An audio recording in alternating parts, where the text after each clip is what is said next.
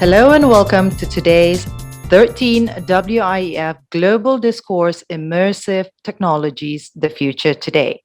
Now, ladies and gentlemen, let me first introduce our moderator for today, Raymond Siva, Senior Vice President, Digital Investment of Malaysia Digital Economy Corporation, MDEC. Now, Raymond has a track record of over 25 years as a founder, in-house communicator, and leader of the multinational agency, where he built communicators, teams, and reputations and expanded influence for clients and organizations. Now, without further ado, please welcome Raymond Siva. Over to you, Raymond. Thank you, Ms. Moderator. Selamat petang. Good afternoon to all of you participants who've allocated some time to join us in what we hope, or I hope it's going to be a really stimulating discussion. It really gives me great pleasure to introduce the panelists here today with me. And I'll just do a very quick introduction to leave more time for us to get into the meat of the matter that we're here today. First up, we have Professor Dr. Rahmita Wirza with us here. Doctor, maybe a one-liner about yourself. Hi, everybody. I'm professor in Faculty of Computer Science, Information Technology, University Putra Malaysia. And my focus research is in medical imaging and also augmented reality. Thank you, Prof. Second up, we have Mr. Terence Liu. Terence, can I invite you to say a few words about yourself? Hey Raymond, how you doing? Hi everybody. My name is Terence Liu. I'm CEO and co-founder of Soul.io. We are headquartered in Singapore, although I'm in Houston right now. But I'm glad to be able to be part of this panel. We do mixed reality solutions for enterprise and education mostly, globally, but mostly in Singapore and the Asia Pacific region. And we have next Mr. Rock Shahrukh Burapat. Can I get you to say a few words about yourself, Rock? Thanks, Raymond. Thank you. So this is Rock here. I'm a chief of metaverse platforms from Nimit Nation. We are metaverse world builder and NFT creative placemaking. So we are also a global studio partner with the Sandbox, one of the biggest metaverse platforms in the world. So pleasure to be here. Thank you, Raymond. Fantastic. And Ankush Sharma can't be here with us today, so he sends his apologies. But we have enough knowledge and enough, I believe, representation here to bring this topic to life here today. So first up, if I may ask all of you, what is immersive technology? Prof, if I can just ask you to define that, right? In the simplest of terms, what is immersive technology? Wow, I see. Okay. Immersive technology is a technology that of course, immerse to our life and between the combinations or immerse to our life from the technology. So there are AR, VR, and XR, extended reality. So for the virtual reality, we go into the virtual world. For the augmented reality, we combine between the real world and virtual reality. And extended reality is something that we interact and work together with this virtual and a real world. So just building on that, Terence, what are your views then in terms of the importance of immersive technology in this rapidly digitalized world, made more so digital with the recent pandemic? Well, I think the keyword is that digital. The ubiquitousness of our interactions with digital media across the board.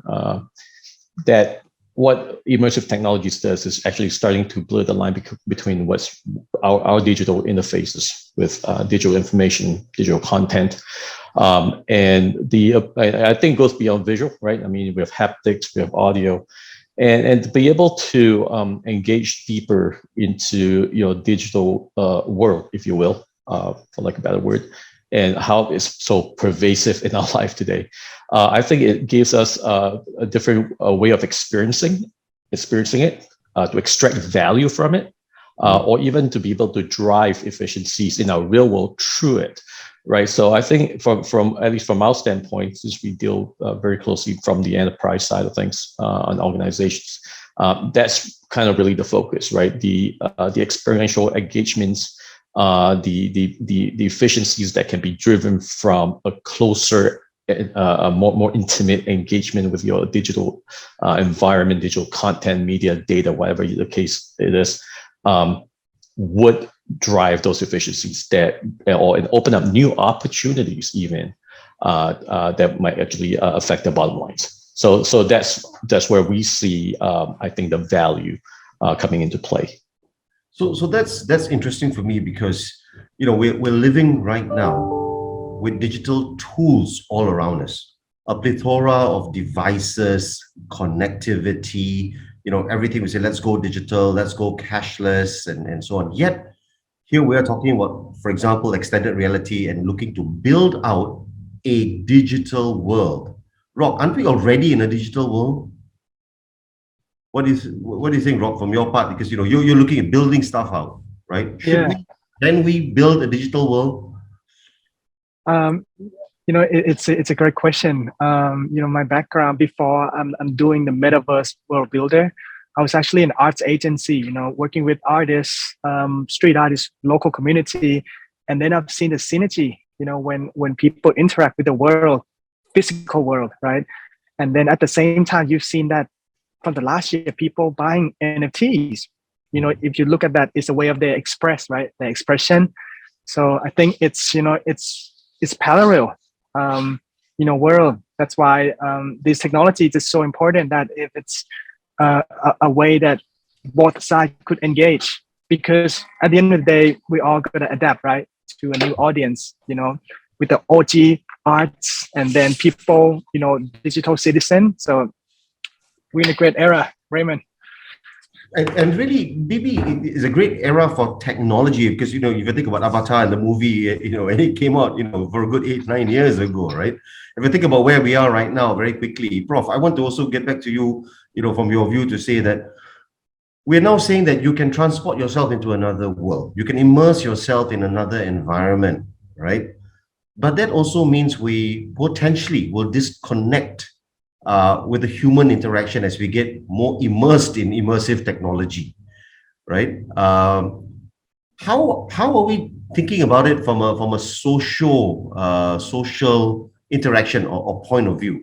Do you think that these immersive technologies will then get us more into on our own? We're focused on our own and our experience rather than a shared social experience. Right. To answer that, actually, the best person to answer that is the younger generations, because this is their world.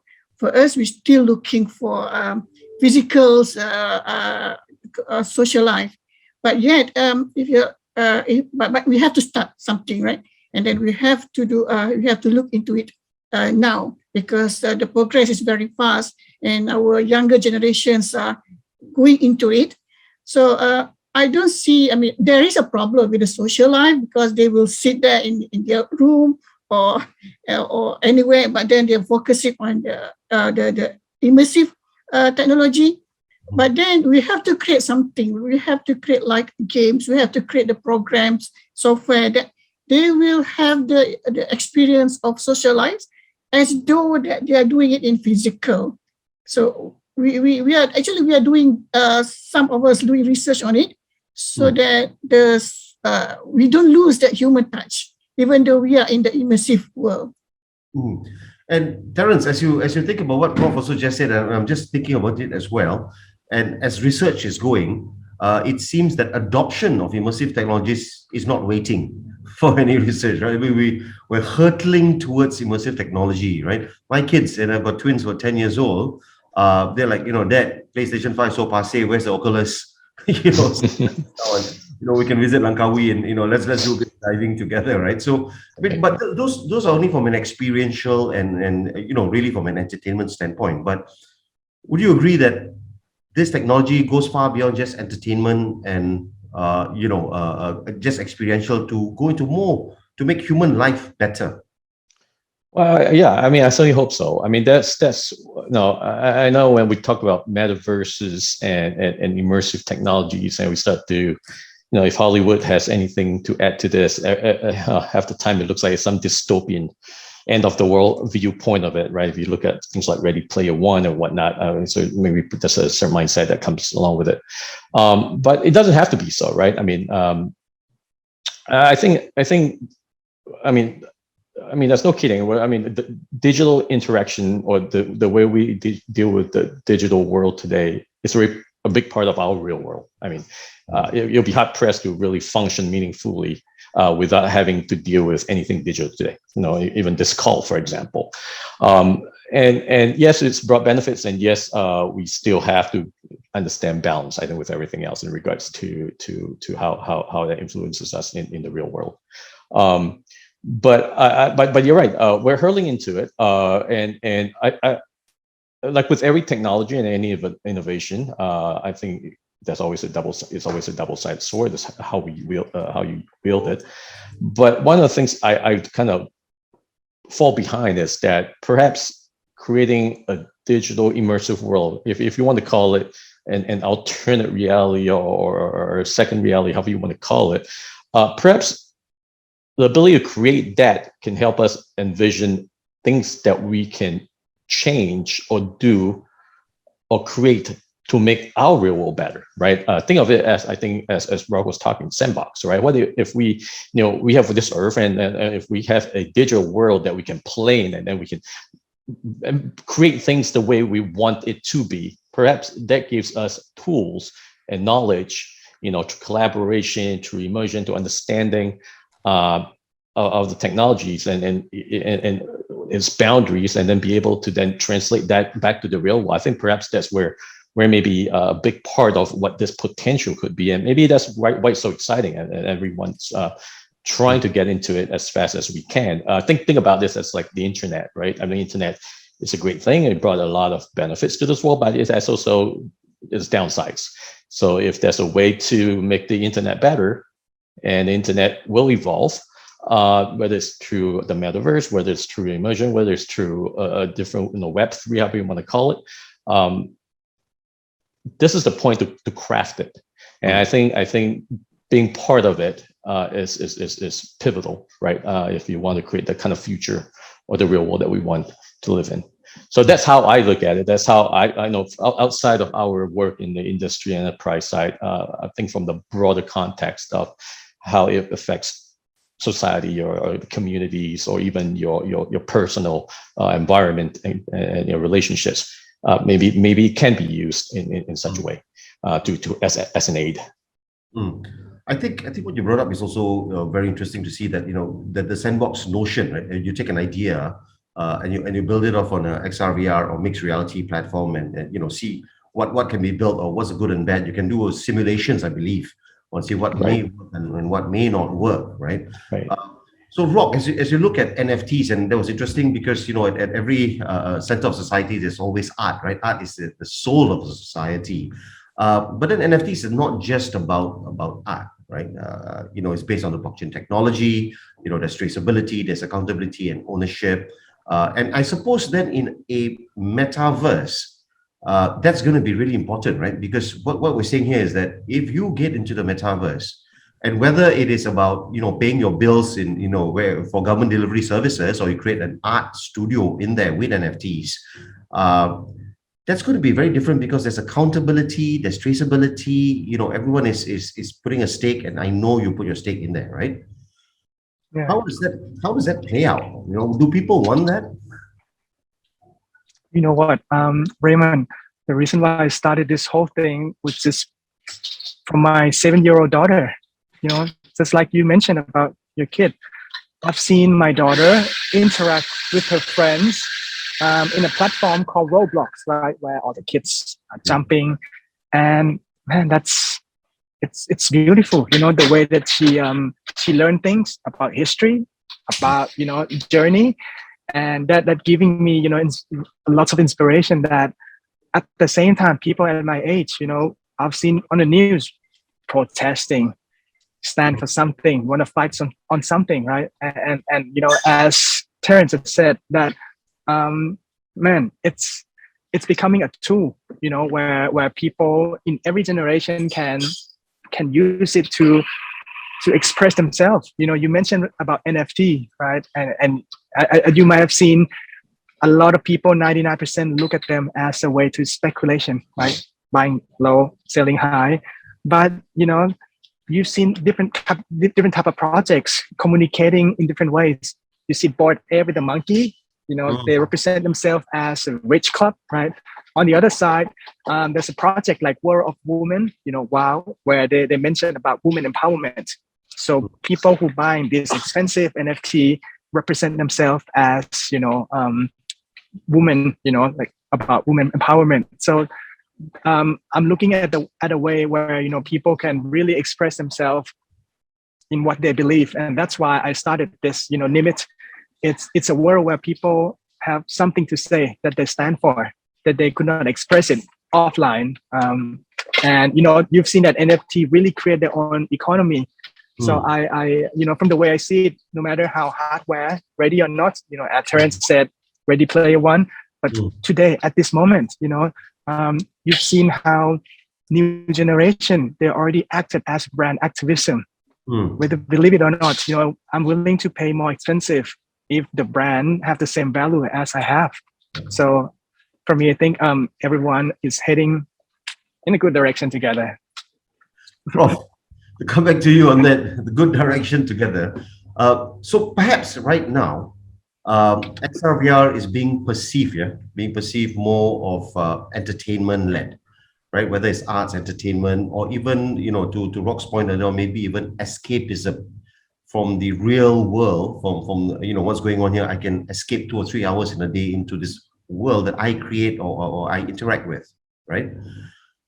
From your point of view, Prof, what are the other use cases that mixed media or AR/VR can use for more of a utility perspective, whether it's medical or whether it is, you know, in manufacturing?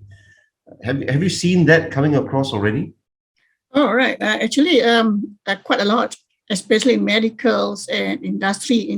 They use augmented reality and to do the quality controls, and they use VR to train their staff. So because it will reduce the cost.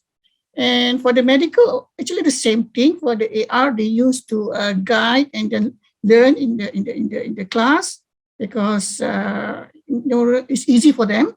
I mean, compared to have to bring the students to cadaver, and then the cadaver is quite expensive. So they create, 3D models for the human anatomy, right? And then the VR for train the students to do their practicing, including the psychologists, yeah.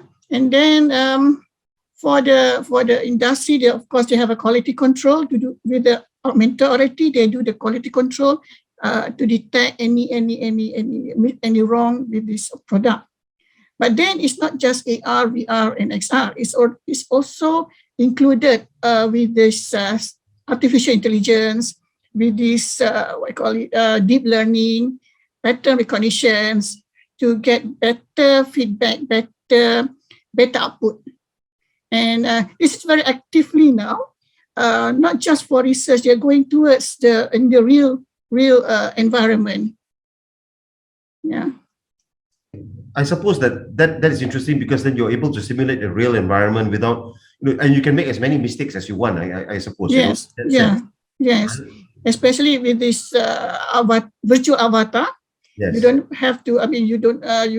Afraid to do something wrong with the avatar, with the cadaver. Sorry, with the cadaver, because it's a virtual cadaver. Right. Yeah. I think that sort of training is really important. And Terrence, then, what can government do, or should government be using this to better their delivery service? Because everybody complains about, you know, at some point of time, government delivery, you know. So what is the real opportunity here for governments to look at it? Yeah, I don't know if there's anything that can help governments in general. No, I'm just kidding. No, I mean, Dr. Rigma is right. I mean, XR in general, as the broad umbrella term, I'll use that. It's one technology pillar in itself, right? Its real potency comes from its confluence with other technologies like AI or machine learning, IoT, the cloud, even 5G infrastructure, whatnot. At the end of the day, it's this confluence of technologies that really drives the potency of what the solution. I mean, you think of Iron Man, right? It's not just what's that AI behind, that's the interface and then robotics that come along with that makes Iron Man the whole thing. As far as government goes, I mean, there's two ways that now coming from Singapore, I think that's quite interesting because in Singapore, where we're headquartered, there is a lot of government intervention in actually to try to excite that technology, the different pillar technologies that they are, and innovation that they are focused in cultivating. XR and immersive technologies being one of them. So it's building a pipeline of talent, first of all. Now, how can government use technology like this to better deliver their services? Well, I mean, I think that will be I think the variation will cut across depending on what the service is, obviously. But I think at the back of it is really, before you talk about delivering services through XR, is making sure the infrastructure and scalability is there. Right, we're not talking about activating an AR event for a classroom of 20 students. We're talking about delivery to millions of people. So you need to have infrastructure and scalability and ability to support that technology.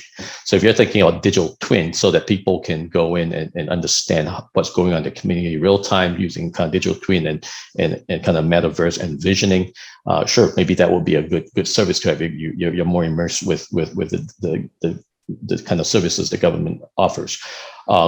If you want to, say, talk to an agent or a government official, perhaps you can meet them in the metaverse, right? I mean, rather than having to write letters that go nowhere or communications that are kind of cold and impersonal, being able to bring people together as a community between officials and municipal officials and community, that would be great. But I think at the end of the day, I think I don't think we're quite there yet. I think the big part is scalability, and I think the infrastructure. The next part is education. And when I say education, I mean really educating people about the technology. I mean, even if you talk about VR goggles, right? There's a certain demographics. From the young, which is not very suitable for the very young, putting on goggles, to the most senior people in the community, which may not be comfortable with it. So the next thing you talk about is inclusivity, and how does that play into it, and then data privacy. So you start thinking about that scale question, and then you start thinking about all this stuff, and realize that there is a lot of homework that still needs to be done before it can really be deployed meaningfully at a governmental service interface for your constituents, I think. Yeah, so those are really interesting points, because there's obviously real use cases, like Prof said earlier on, right? They're key things that even government universities or the private sector can do to employ these sort of technologies to accelerate knowledge and to make it a lot more accessible. Because if you think about cadavers, how many cadavers do you need, right? But if it's on AI, then visual, you can do a lot of things, right? Faster, you can do repetitive training and all of that, right? But Rob, I just also want to look at you from a private sector perspective, right? Because we talk about adoption of this kind of technologies. Firstly, it's about, okay, how do I make money from this, right? So if you look at the NFTs, even KFC has got a whole bunch of NFTs. Adidas is very good at it. But what was interesting was looking at, like, for example, the Starbucks NFT on the NFT, as well as the Step One, the shoes NFTs, right? Where the more you use the shoes and you collect the minutes on it, that is then put up to and you get a loyalty program from it, and then they tell you whether your habits are good. It's a very different sort of NFT, right? So I suppose what I'm trying to get at from you is that working with the private sector clients, what are they looking for from AR and VR? Right. Cool. Great question, Raymond. I'd like to bring one use case here, which related with government and privates. So, one day, a couple of years ago, I got asked by Thai government that could we promote Thai textile around the world. At that time, myself, man, I don't wear Thai silk. It's just so thick, right? But then if we could transform Thai silk, at that time I was thinking, if we could transform Thai silk into everyday wear, mix with the sports, and then translate that message to everyone, what can be done? So what happened was, I worked with Spark Studio by Facebook, which now is Meta. And I asked myself, if I want to say something out loud to the world and give them, a good value and they can relate to it.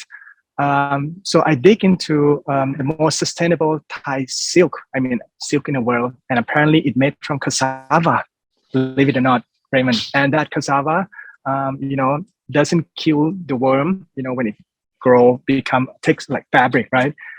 And then I started to use AR and created a gamification, into, let's say, 10 quests of my exhibition around the world. So what happened, what I've seen is people, when they come to the exhibition, they can get to try this Thai textile, which later on I collaborate with Adidas to make a collection. They can get to wear that every day, right? But at the same time, they would learn about, man, before it all happened, we always talk about the waste, upcycling, recycling. But if there's a way that, them, even young and elder generation can engage with, and that's when I've learned that, man, with the gamification we made with Spark Studio, people could learn from the beginning, like how the worm was born, how do you actually capture the worm and how you do sew the silk until the end of the process. So for me, I think that was a good case that it kind of bridge the knowledge and also make it relevant to everyone. And I think that's really important because, when we look at AR and VR, we think for now, at least, it's on a very high level, that you need classes, you need connectivity, is out of my reach. It's only, for the select few and all that, right? So, Prof, we got a question here as well about using of AR into engineering solutions, for example, in chemicals industry or in oil and gas, oil rigs and maintenance and all of that, right? How would you look at that, Prof? Do you see industry looking to adopt mixed media to give better work experiences for their people? All right. It's quite, a lot of things that we can do for the engineering, for the for the petrol, for this engineering industry. So other than educating, as I mentioned previously, also quality controls. So using the augmented reality, using the virtual reality. So for the augmented reality, if we can, use the web AR. So when the person in charge want to go to the ground on the underground, so that if possible, if there is an internet down there, so of course they can detect and they use the quality control, use the augmented and send the informations. And a lot of things actually can be done using augmented reality and virtual reality, other than training. And then actually, it's not that expensive compared to what other people think. They always think that, augmented reality is very expensive and very difficult. It's not. We can actually, it's not that difficult to implement, and it's not difficult to apply in the engineering industry. And then, like Terence mentioned before, need to educate the society, need to open up to the industry, telling them that we can do these kind of things for engineering, not just engineering, others, educations, medicals, even like myself now, I'm focusing on physiotherapies. I'm developing the augmented reality applications for physiotherapy patients, so they can have training at home before they come to the center. And for the blind people, imagine that we create augmented reality for the blind people to do the, if they have to do the training for the blind people. Yeah, because augmented reality not just display the 3D, also involve sound. Sound also part of the augmented reality. Color is also augmented reality. So we need to educate people so they understand that a lot of things can be done. A lot of things can be. We can use augmented reality, virtual reality in a lot of other scenario. Prof, that's very interesting because when I think about, when you talk AR, VR and all that, for me, just top of the mind is very visual. So what you said just now is really quite interesting, right? If you're developing something for the blind as well, it's also sound, it's also, other sensory colors, colors, elements that come in, right? So Terence, it's as you are building, things for yourself and looking at where this is going, right? I find that statement by Prof just now very, very intriguing because you can actually now use AR, VR to don't leave anybody behind, right? We're not leaving anybody behind, right? It doesn't mean that you have a disability or some level of a knowledge gap. It cannot be closed, right? Because with this kind of technology, what is your view on that? And what can we use AR, VR for societal benefit? That's an interesting one. I think that Dr. Ramita has just mentioned using spatial audio to help the visually impaired. That's the first thing is to realize that when we talk about immersive technologies, we're talking about immersing your senses, right? And yes, we're all very visual creatures. So off the top of our head, visual is the first thing that comes to mind.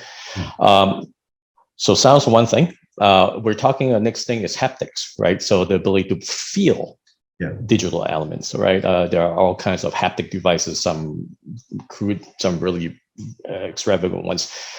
So we've seen how, and then we're talking about how. So when we talk about using these technologies to kind of, I guess more for social good, beyond things like visually challenging, I think another very well-established use case is mental wellness. That's a big one. I've also seen clinics down the street here. One of my friend's child who have to take an injection and use it for pain management, put on the goggles device, and it became a game. And when the vaccination was shot, the game kind of sync up with it, and they don't feel it. So you don't have to fight a kid to hold them down, trying to put a jab through. I think what excites me about this technology is not so much what I know, it's actually what I don't know that might happen that wows me every day. I see engineering, I see construction, arts and culture, social good, but I think there are still little places that will find such beneficial use for it. Whether it's when I talk about haptics, I've seen people talking about how haptics can help use to deal with sports injuries in terms of feel and or use it for physical therapy, coupled with visual immersion. So it goes quite the spectrum, and I think that's what's so exciting about this is it's still finding places where it has a relevance and big relevance for that matter, and I think that's I think where I think a lot of the excitement will be going forward with these technologies. Rob, what can we do around the soul of the nation? Right? Talk about government, we talk about private. You go into digital metaverse, there's no soul in there, is there? Can we put soul into a metaverse? How do we do that? I'm sure we can program it in. I think that's why it comes back to the beginning, right? That we gotta stand for something, and if there's a place for them, it's either physical or virtual, and if it's enough soul as a human being, that it's a nation where no boundary, right? So I think that's. Can you build meaningful connections in the metaverse? I mean, I'm just saying this, right? You're Europe or Bali or whatever. Yeah. Build meaningful connections, you think, without that? Yeah, 100%. The project that we launch next month, is we bringing those two worlds together, where we have categories of what people want to fight for. Some people might want to fight for peace, fight for love, fight for food, some might fight for fun, but at the end of the day, we all living under the same sun, right? And with that fight for, let's say, fight for nature, you might get NFT kids who have no idea about what's going on in the world, but they just love nature so much. But on the other side, we have like OT artists who've been on the street very long time, but been promoting, advocating about nature for so long. So, and we're having both of them kind of collide together while we're projecting the arts on a big billboard around the city.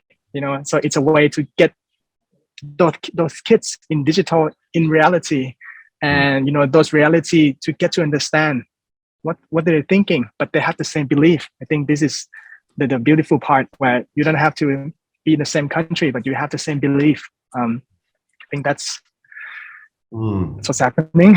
That's utopian, but there's also reality right now, right? Yeah, it's happening. Yeah. Meet up next month. You might have seen this everywhere in the world. So you might relate this conversation back. Yeah. Prof, if that's the case, Prof, do we need any more educational institutions and all of that in the future, in the next 3 to 4 to 5 years?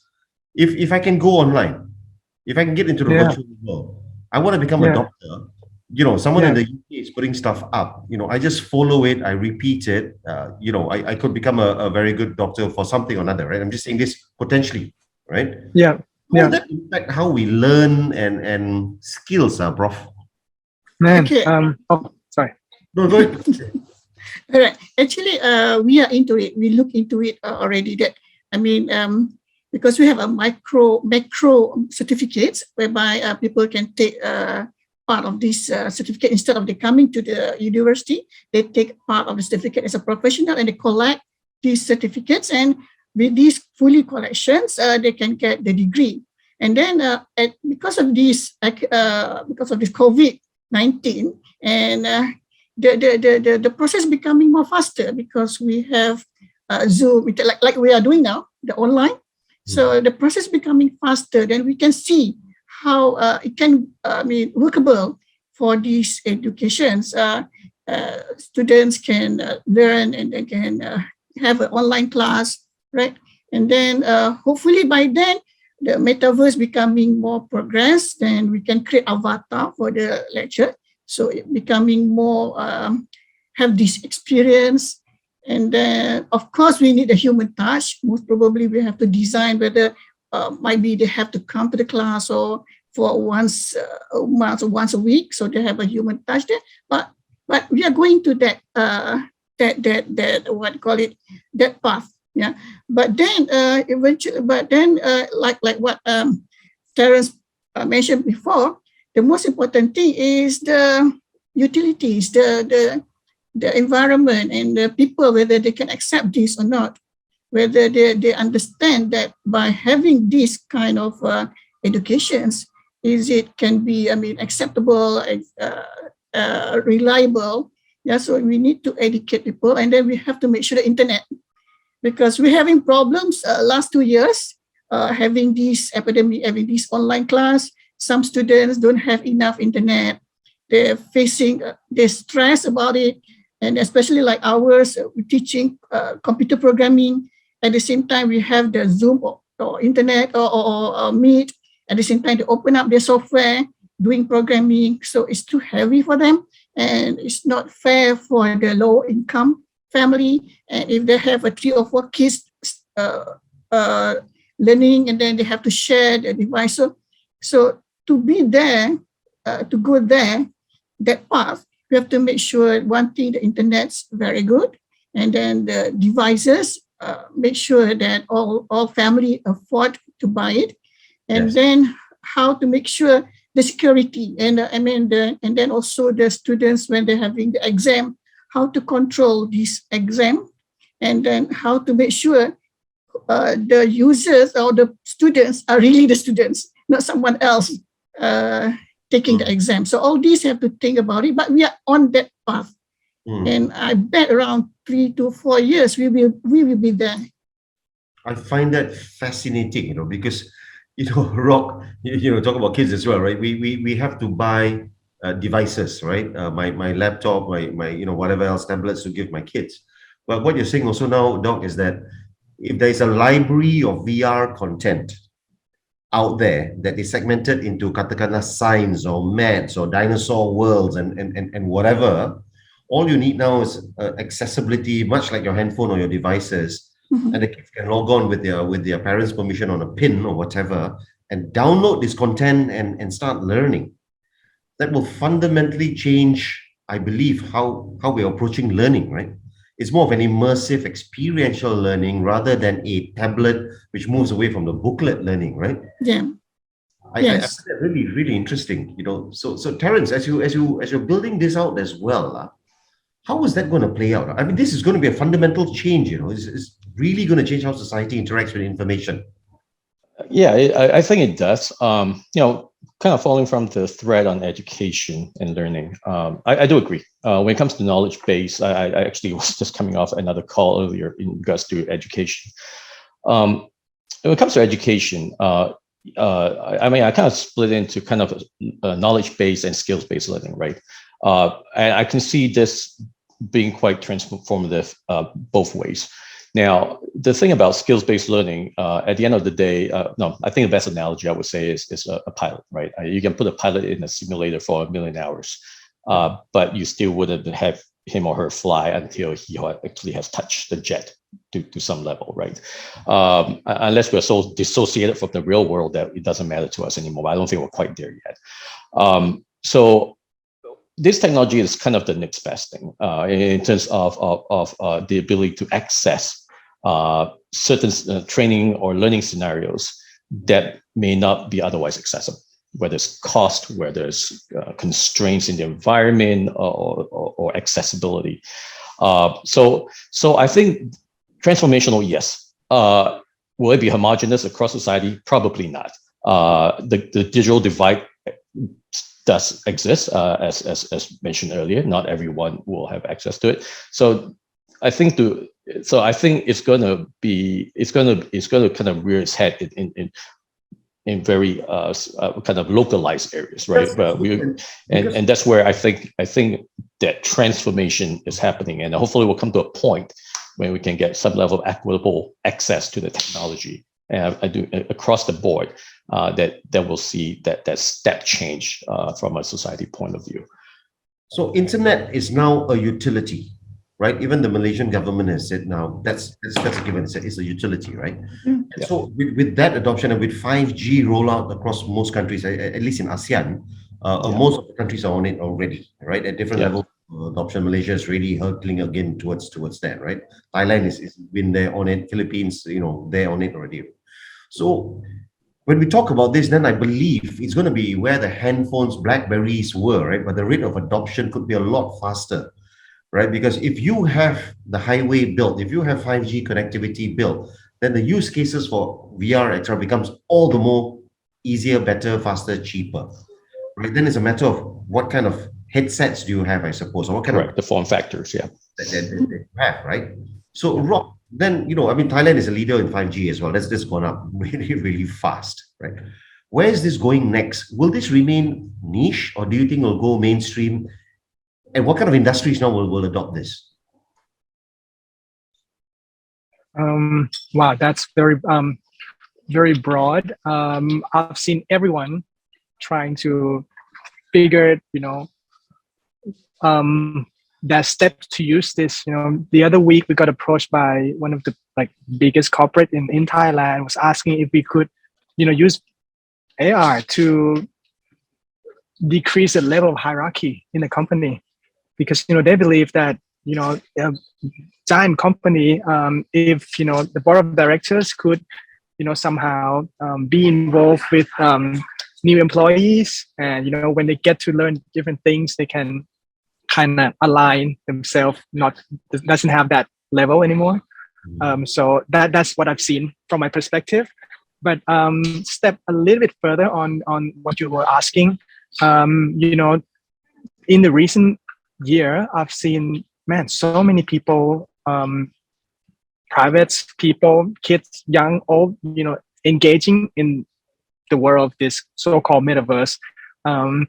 And I asked myself, if my kid, 7-year-old in there, how do we make sure that they're a safe bubble for them in the beginning, right? Because you might have seen an introvert, but very aggressive keyboard warrior.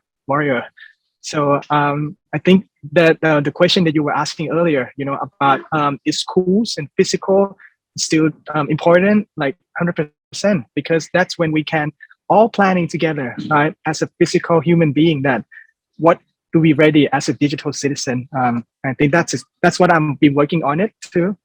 Right. So as we talk about digital citizens and digital natives, right? Our children or the boomers like me, we are adopting, right, at a slower rate. What kind of skill sets, both hard skills and EQ, soft skills, that will be required to navigate these changes, Prof? I mean, very difficult to answer that because it rely on the generations, not depend on because if you're talking about users at this moment, it's not that difficult to handle. But I cannot say that because I'm in a computer science background, because I do because I have a few AR applications, mobile AR applications, and stereoscopic, whereby AR is like a VR, but it's AR. And I do test to the medical students, right? And I thought they are safe with my students, because when we do test these applications to computer science students, they just immediately can use that. They immediately can interact with this app. But when we test user accepted test to the medical students, a few of them facing the problems. They don't understand the camera. They put the camera on the books. They don't understand how to use it, and they don't understand that the mobile phone can move instead of they themselves. So a few of them move their body to see the 3D models. Yeah, and then we tested three faculties, three universities for medical students, and one of the university is, majority didn't know how to use this AR, and we curious what happened to this university. They are smart students. We're talking about medical students. Of course, they're very smart, right? And they're very young age. Then we found out that they're coming from a B40 background. So they're not really exposed with that technology. So again, it's not to do with this. What requirement we need to use this technology, but it's depend on your background, and it's depend on your age, your generations. Yeah, because I can see. If you bring it, I also have done a little bit experiments to primary school for standard 4, and they immediately can use it without even us explaining what it is. We just show it to them; they immediately can use it, and that is standard 4 compared to the university students. Mindful that I think that can go on and on in another session, another discussion. Because I think that's the future of any country, right? The youth and the adoption and the EQ to handle this kind of technology. I want to go to some questions, mindful that we have, again, like 10 minutes left. There's a question here from Sarah to everyone, right? I'm very interested to hear more about how to ensure the future generation is ready for the digital adoption, how to ensure that they're not going to be keyboard warriors, as Rock mentioned, but more wholesome individual. Rock, that question to you. So at the moment we're building, our first gateway is like preschool for everyone that need to pass this learning curve, and that learning we're actually bringing real human being. That job is not teacher, but anyone who been devoted their life on speaking on something. That's when I think that if we have a collective of profession of this, I would call it like, a human being of profession. You don't have to be like an actual teacher, but then that gateway, could really develop people before they enter the gateway of, Nimitz. At least that's my case that I could speak of. But yeah, I think to have a safe bubble where have a preface, that is something that could be done. Another quick example, the line that we launched with Sandbox, we have like 15 different quests, but this quest, is actually giving bits by bits of, if you want to be a citizen of Nimitz, this is how you respect each other. When it comes to food, we come to sharing and things like that. So I think, by having an enjoying experience, we don't have to tell them like, you can't do this. This is a good thing to do, but they can learn through the journey that we built. And I think that's beautiful. So that's how we do it.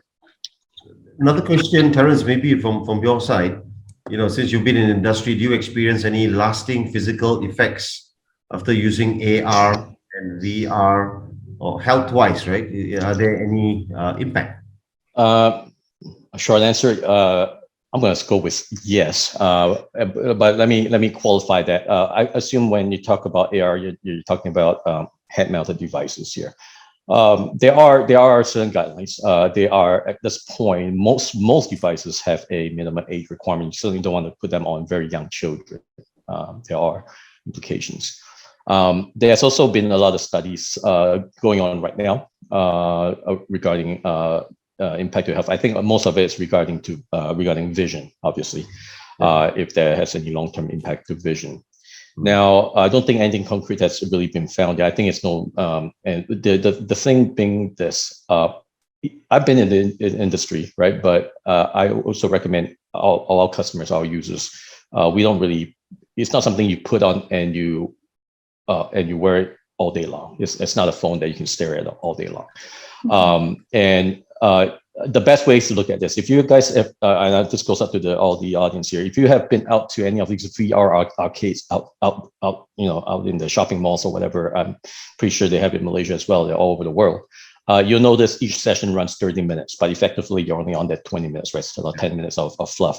And that's the reason why there is. I've been to a lot of discussions with these founders, and they sound anything more, and you start to get a little disorientated, a little jaded.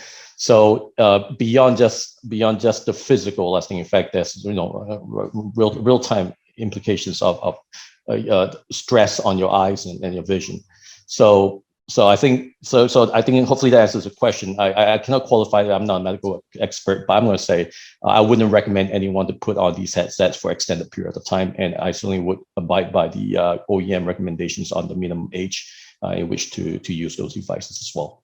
So then that brings us to I hope I answered most of the question. It brings us to another point, Prof, is that as we talk about learning in classrooms and all of that as well, then obviously we can't use it for 8 hours, right? It's gotta be mixed, right?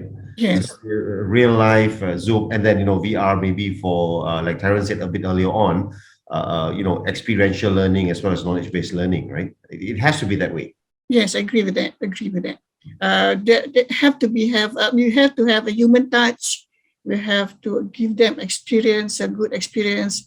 And as like Terence said, if you wear the HMD, it will, not suitable for the eyes.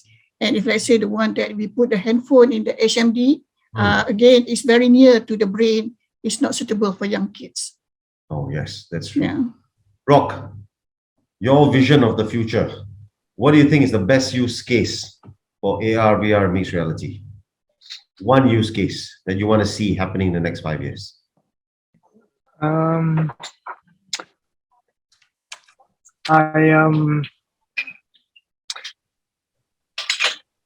I would like to see, that there's a creative technologist I'm working with, and he's really, in his family, it's blinded and, couldn't hear, and have a lot of, disabled people.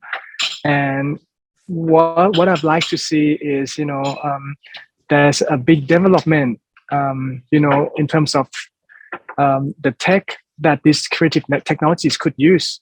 There's one example he told me that, people who couldn't hear, they never listen to the music, right? But then they can hear the wave sound, through their hearts.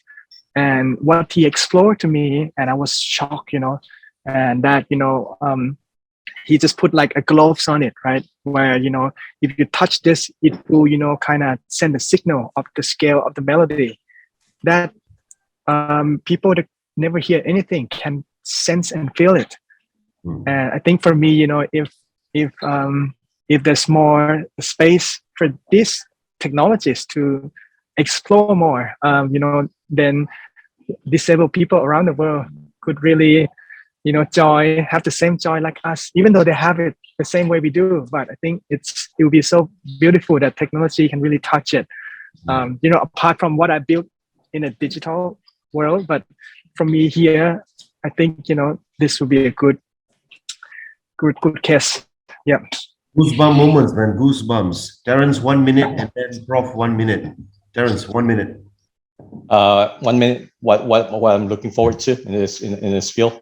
Yes. Okay, I got a few words, simple words. Star Wars Princess Leia holograms, and that comes out to two things. One, at a point in time where we don't have to look through a phone or put on a headgear to get augmented reality. And I don't even mean contact lenses. I mean, it just be there. I'm talking Avengers. Two is real-time holoportation, meaning forget avatars, but real-time 3D scans of you. So when you're talking, like when I'm talking to you, Raymond, I'd like to see a hologram of you right here talking to me. Star Wars, man. That's Star Wars. Star Wars. That's hey, what dreams are made of.